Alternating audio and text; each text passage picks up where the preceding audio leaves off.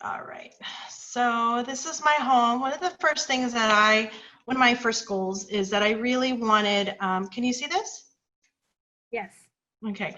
I really wanted my page to garner some attention. I teach K-8 teaching in the education department, teaching mathematics. And so I want it to be visually engaging for them. So one of the first things that happened is it was a template that I got off of another site. And what I really, really appreciated about doing this is I didn't know how to migrate it over. And we had, first of all, thanks to Megan and Jennifer, it's really fantastic working with you. They basically showed me how I could edit, which was one of the most exciting things of this whole thing, and how I could use the HTML editor and take everything and just copy it over to be able to get what I wanted, because it wasn't integrating well. So I just copied, pasted all of the different HTML, which led me to actually start playing with the codes and finding color codes and what have you. And Jennifer actually helped find the codes, and she switched the codes for me, but I also got a chance to play. I actually got a little obsessed as to how to do this. Let me see. I went and I learned how to do these little dots and put them in and what have you. It was really fun for me to put this together. And in terms of my class, since it's K teaching, it just gives them a really good idea of what colors can do. In my syllabus, one thing that I did work hard for was, again, working towards that summative and formative assessment that others have gone over, and really adjusting these pieces. It is a synchronous class. I do an active learning 20%. These, you can see the breakup. It's about a 60-40, in which these quizzes, individual exam, and final project, those are the ones that are higher stakes. And these pieces are, I go back and forth, especially with the active learning class, since it is K-8 teaching, I really model active learning in the classroom. So I do want them to come to class, but I do have options to those who may find issues with doing that. So really, one of the things this gave me was organization, and allowed me to think about what would make the students most successful in terms of putting together my class. I did include the potential disruption piece on there that we ended up getting via email not too long ago. And included all those course policies. So I think a lot of the templates that are out there and things that have been shared. So I'm going to go back to the home page, and the students can click on, I'm going to go through what I'm doing for my first day. They go through and hit the getting started.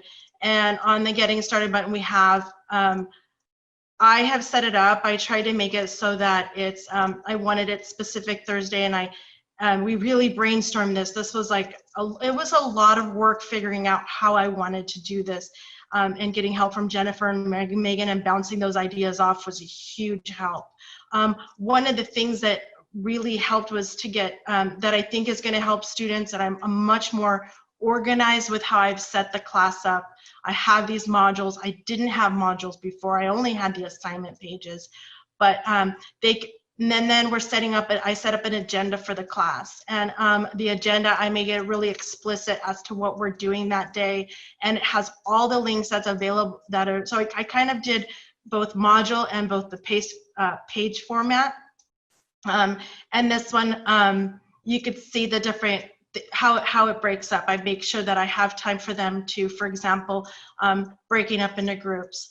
The first day we're going over how to the homework of the system, what have you. So really making sure that they understand the system, how things are broken down, and keeping it consistent for them so that they don't get lost in the navigation and they don't spend that time trying to figure out what I'm doing, as opposed to having the content of the class be there for them. I'll give you an example. The first one is an etiquette activity, where I have them, I really appreciated the fact that if I go to my activity that I learned from this class, as well as to, different modes. There's, I don't know if you can see that, but so this is the documentation, is the one that I wanted to click on. So I copied this from you all, you know, having that response, having people respond. This is the one from a different class, actually. I got to change that link. I thought I changed that link. Wow, I'm glad I did this. This was from my class that I teach at Santiago Canyon College. But it worked, and I got to practice it there. It worked very well. It worked as intended as I was taught in this class. So I appreciate that piece for sure. I'm going to go back to the home page. And so there's one more thing. Let me see, getting started. And then the agenda. So if you look down below, the students have this reflection. The reflection is something that I have worked on incorporating into the class, and I will click onto here. You'll see that this piece is since it is via Zoom, it's a participation in the whole class. They respond, let me know how they were engaged in the lesson. This happens every single time at the last 5 minutes of the 5 minutes of the class. That they actually spend the time doing that, and then every day they have a different journal prompt. So they explained to me how they have participated in the class, participated in breakout rooms, and basically given me feedback on the mathematics they're learning, and metacognitive reflection on what they're doing.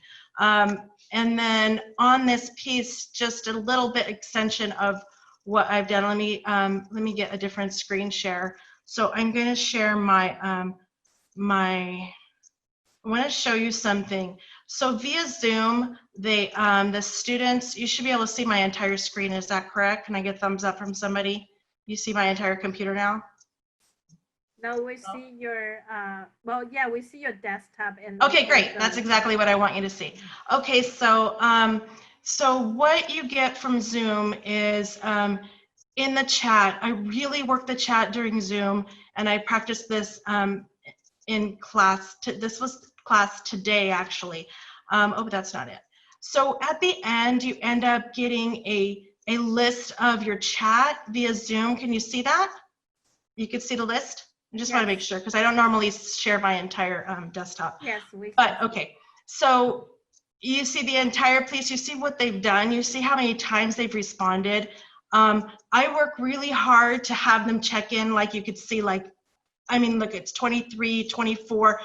They are working that chat. I asked them questions. This was the same type of class, which is K-8 teaching.